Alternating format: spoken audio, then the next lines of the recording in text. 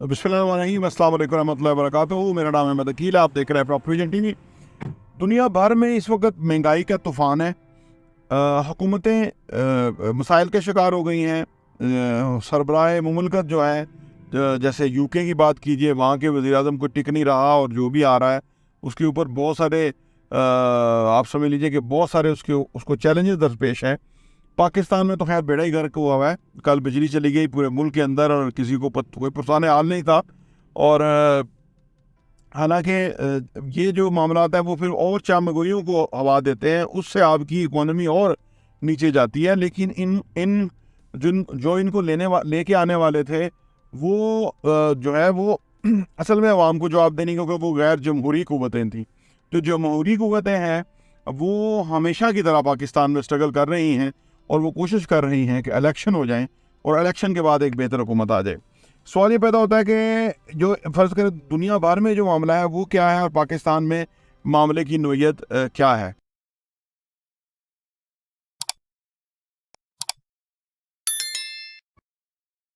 देखिए, दुनिया भर के अंदर जो इकोनॉमी का प्रॉब्लम आया ना अभी, उसमें वजूहात जो हैं वो ये हैं कि जैसे फ़र्ज़ करो यूके की बात कर लेते हैं। 2008 में वहाँ रिसेशन शुरू हुआ था और उनके वहाँ इंटरेस्ट रेट बहुत नीचे था और उस वक़्त उन्होंने उस इंटरेस्ट रेट को एडजस्ट नहीं किया और वो चलते रहे और उसकी वजह से मुख्तलिफ हुकूमतें आती रहीं। वहाँ फिर मसाइल पैदा होना शुरू हुए और जब उन्होंने इंटरेस्ट रेट को बढ़ाया तो फिर तो बहुत ही मसला हो गया। लोगों के बिजनेस जो है वो नाकाम होना शुरू हो गए, कॉस्ट बढ़ गई। फिर आगे यूक्रेन जो वार आ गई, इसके अफेक्ट यूके को भी पड़े। इसके बाद यूके जो है वो यूरोपीय यूनियन से निकल गया, वो इंडिपेंडेंट हो गया, इसके भी उसको असरात पड़े हैं जी। फिर जो सियासी तौर पे वहाँ पे मसाइल पैदा हुए और उसकी वजह से आज सूरत हाल ये है कि वहाँ महंगाई है, यानी 10% तक महंगाई चली गई है, जो कि वहाँ जाया ही नहीं करती थी। और सबसे ख़तरनाक साइन यूके के लिए ये है कि वहाँ जितने इन्वेस्टर्स हैं वो सेटिस्फाई नहीं रहे वहाँ, क्योंकि जो फ़र्ज़ करें चाइना है तो चाइना माल बना के बेचता है, बहुत सारा माल दुनिया को बेचता है। और कोई मुल्क है तो उसकी कोई पैदावार है, अरब जो है वो तेल बेचते हैं बुनियादी तौर पे, अमेरिका जो है वो डिफेंस के हथियार बहुत बेचता है और उसके अलावा और उसके बहुत सारे धंधे हैं जिसकी वजह से वो सर्वाइव करता है। तो यूके की जो बेसिकली जो प्रोडक्ट है, आप समझ लीजिए ना, जो समझी जाती थी पिछले 50 साल से, वो थी स्टेबिलिटी। यूके के अंदर स्टेबिलिटी थी। दुनिया भर से कोई भी कहीं से भी चला जाता था वो वहाँ पीस पाता था, वो वहाँ पुरअमन हालात थे वो देखता था। लेकिन अब जाके वहाँ की इकोनॉमी और पॉलिटिकल सिचुएशन जो ख़राब हुई है उसकी वजह से बहुत सीरियस चैलेंजेस दरपेश हो गए हैं यूके को। आप सोचिए कि इतनी बड़ी इकोनॉमी, इतने सिविलाइज्ड मुआशरा, उसके अंदर ये प्रॉब्लम पेश आए हैं।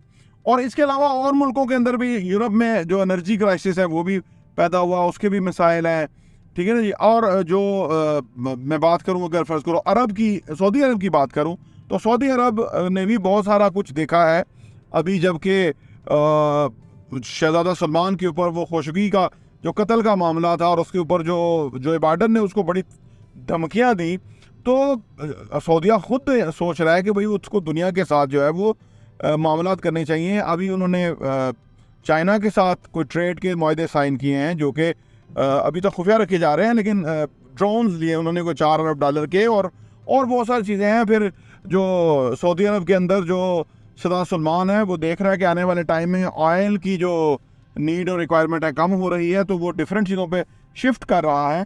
और जो पहले वाला माहौल था वो नहीं रहा और पाकिस्तान को वहाँ से कुछ मिला नहीं है और वो नई नई बातें बता रहे हैं। तो इसका मतलब है कि दुनिया भर के अंदर जो सूरत हाल है वो चेंज हो रही है, बदल रही है। अब इस सारे सिनेरियो के अंदर पाकिस्तान जो कि सख्त कर्जों में डूबा हुआ है, इसके ऊपर मसाइल दर मसाइल हैं, मुआशी तबाही है, रुपये के ऊपर जो बहुत बड़ा जो प्रेशर है। अच्छा, यहाँ मैं यूके की बात कर रहा था तो वहाँ यूके की करेंसी के ऊपर बड़ा प्रेशर आया हुआ है, तो वो भी एक उनको लिए एक फैक्टर है। तो पाकिस्तान का तो बिल्कुल ही जो है ना वो इस सारी सूरत हाल के अंदर हम तो अजीबोगरीब सूरत हाल का शिकार है कि जिन्होंने हमें कर्जा देना था वो खुद क्राइसिस का शिकार हो गए, खुद जो उनकी स्टेबिलिटी इश्यूज हो गए और उसकी वजह से फिर वो उन्होंने डिफरेंट मेजर्स लेने शुरू कर दिए, वो अपने आने वाले क्राइसिस को देख रहे हैं और आज से ही, यानी जो 30 साल या 20 साल के बाद मसले आ सकते हैं वो उसको आज एड्रेस कर रहे हैं। तो इस सारी सूरत हाल के अंदर पाकिस्तान को, और हमारे आर्मी चीफ भी चले गए, हुआ कुछ नहीं, मिला कुछ नहीं है जी। तो ये जो एक सारा सूरत हाल है पाकिस्तान के हवाले से, और ऊपर से जो बिजली पूरा दिन जाएगी, तो फिर लोग क्या इनको बड़ी दुआएं देंगे? लोग तो बददुआएं देंगे, लोग इनके खिलाफ खड़े हुए हैं, लोगों को तो बुरा, ये बिल्कुल एक आंख नहीं भा रहे ये जो एस्टेब्लिशमेंट हुक्मरानों को लेकर के आई है। तो सवाल ये पैदा होता है कि ये सारे मसाइल दुनिया के और उससे बड़े मसाइल पाकिस्तान के, तो हम पाकिस्तान के शहरी हैं, अब जारी बात है हमारे ऊपर भी हालात इस तरह के आ रहे हैं कि जो कि समझ नहीं आती कि आने वाले टाइम के हालात किधर जाएंगे और किस तरह जाएंगे। देखिए बेसिकली जो दुनिया में जो लीडर का जो कॉन्सेप्ट होता है ना, वो ये होता है कि वो ऐसा यानी एक इंसान होता है जो कि आने वाले चीज़ों को पहले देख लेता है, पहले भांप लेता है, अपनी रिक्वायरमेंट को, अपने स्कोप को, अपने थ्रेट्स को, अपनी वीकनेसेस को, सबको वो पहले देख लेता है और उसके मुताबिक फैसला करता है। आने वाले टाइम में वो चीज़ें सामने नहीं आती। लेकिन बदकिस्मती से पाकिस्तान के अंदर क्योंकि लीडरशिप है ही कोई नहीं, ये जो अभी का बैठा हुआ है शहबाज शरीफ, ये तो कोई लीडर नहीं है, ये तो बेसिकली इसके पूरा समझ आ गई कि ये बेसिकली सिर्फ एस्टेब्लिशमेंट ने एक सामने बुत बिठाया हुआ है कि जिसकी अपनी ना कोई क्रेडिबिलिटी है, ना कि उसकी कोई विजडम है, ना कोई उसकी जहानत है, ना ही वो कोई दुनिया से वो कर पाए। हर बंदे का हाथ पकड़ता है दुनिया में जाके, कोई इसको हाथ पकड़ाने के लिए तैयार नहीं है, ठीक है ना। जब आप हर बंदे को पकड़ेंगे तो वो आपको होता है, वो उनको पता होता है कि इसका मकसद क्या है, तो वो आपका मकसद फौत हो जाता है। लेकिन बहरहाल जिसने भी ये जनरल बाजवा ने ये कराया और जो जिसने मुल्क को तबाह किया, वो इसका ज़रूर हिसाब देगा। और उसका आप सोचिए कि जो सूरत हाल अभी पैदा हुई है, ये दानिस्ता तौर पे मेरे ख्याल से उसने पैदा की है क्योंकि वो पता नहीं किस एजेंडे पे काम कर रहा था।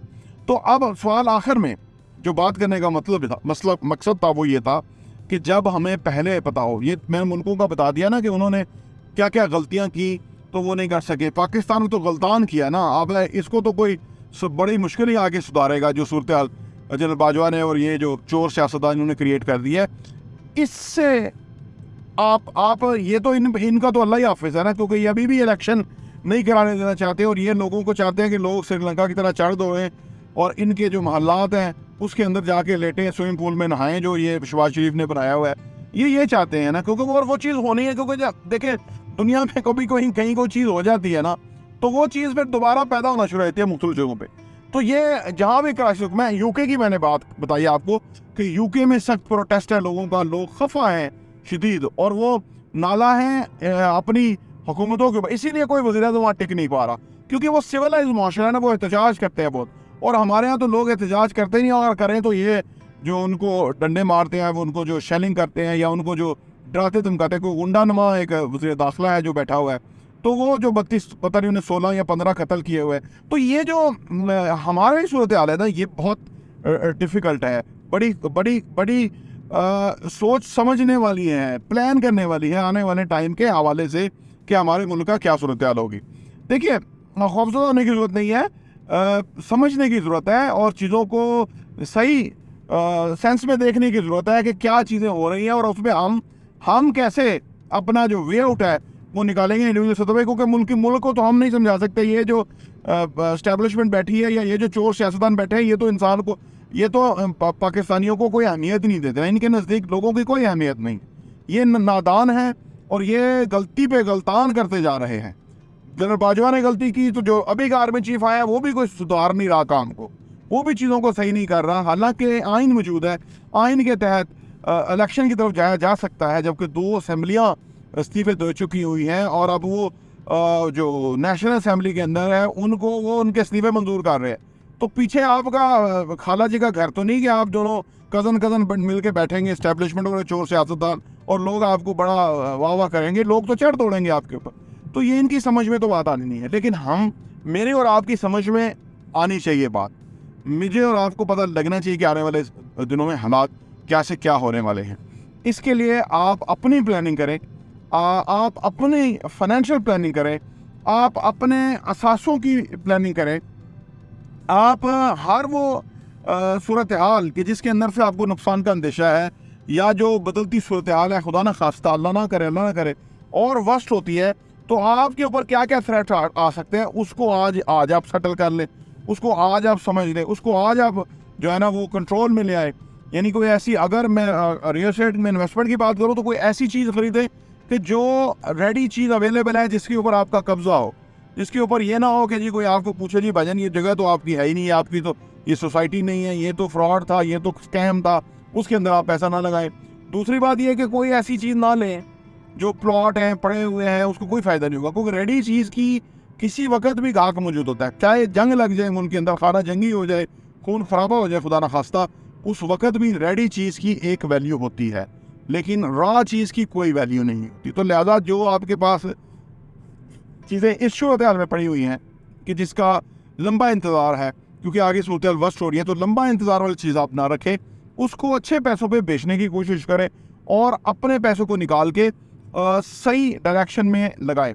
लेन देन के मामले में थोड़ा मुहतात रहें, इन्वेस्टमेंट के मामले में ज़्यादा केयरफुल रहें, अपने मुस्तकबिल के मामले में जो प्लान है आपके, उसके ऊपर ज़रा 2 दफ़ा सोचें कि जो सूरत हाल होगी उसके अंदर क्या मामला होगा, ताकि आपका नुकसान ना हो, आप जो है वो क्राइसिस से, खुदा न खास्ता सूरत हाल से बच जाएं।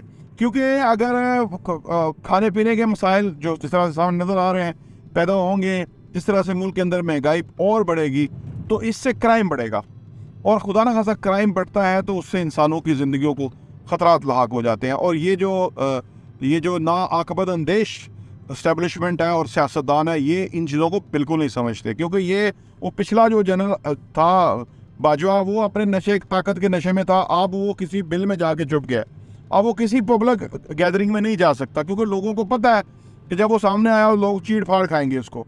तो ये भी अभी ताकत के नशे में है, ये भी जब उतरेंगे तो इनका भी आलम इससे भी ख़राब ही होगा, जो सूरत हाल जिस सूरत हाल पर इन्होंने लोगों को रख दिया है। देखिए, इस मुल्क में अमीर तो अमीरतर हो रहा है और गरीब गरीबतर हो रहा है।